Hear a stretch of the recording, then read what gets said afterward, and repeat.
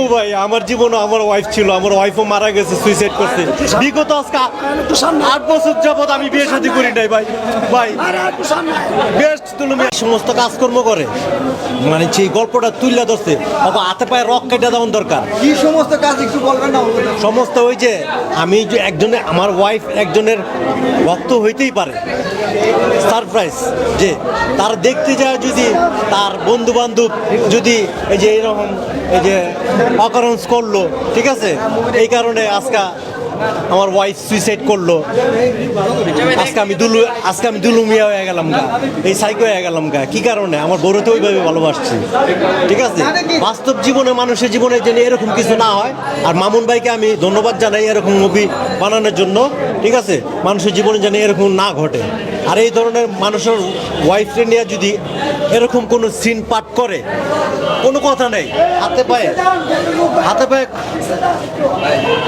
দুলু মিয়ার ফাতেমার বিয়ে খাইলেন, কি কি খাবার খাইলেন? খুব ভালো খাইছি ভাই, ঠিক আছে, ভালো খাওয়ান খাইছি ভাই।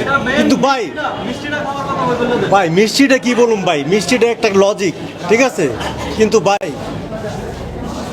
শাকিব খান যে অভিনয়টা করছে ভাই, তার ওয়াইফকে যে কি আকারে ভালোবাসে, আর যখন হাসিটা দেখার জন্য দুলু মিয়ার বড় ফাতেমার হাসিটা দেখার জন্য, যে হাসিটা দেখার জন্য এত কিছু করে যায়, কিন্তু তার ওয়াইফ কখনো কিন্তু কান্না করে না, কান্না করে কারণ এই কারণে হাসিটা দেখতে চায়।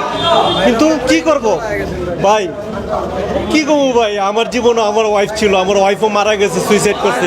বিগত আজকে 8 বছর যাবত আমি বিয়ে শাদী করি নাই ভাই। ভাই বেস্ট তুলু মিয়া, যাদের ওয়াইফ নিয়ে এই সমস্ত কাজ করবো, আমার একদম হাতে পায়ে রকেটটা দিব ভাই, প্লিজ। হ্যাঁ, অভিনয় ভাই অসাধারণ ভাই,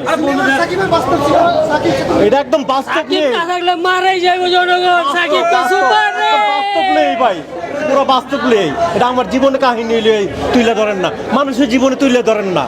আমার ওয়াইফ একজনের পছন্দনীয় একটা প্লেয়ারের হইতেই পারে, একটা নায়কের ভক্ত হইতেই পারে। দেখতে যায় যদি তাদের বন্ধু বান্ধব যদি এই ধরনের কাজ করে ফেলে, তাদেরকে কি করা উচিত?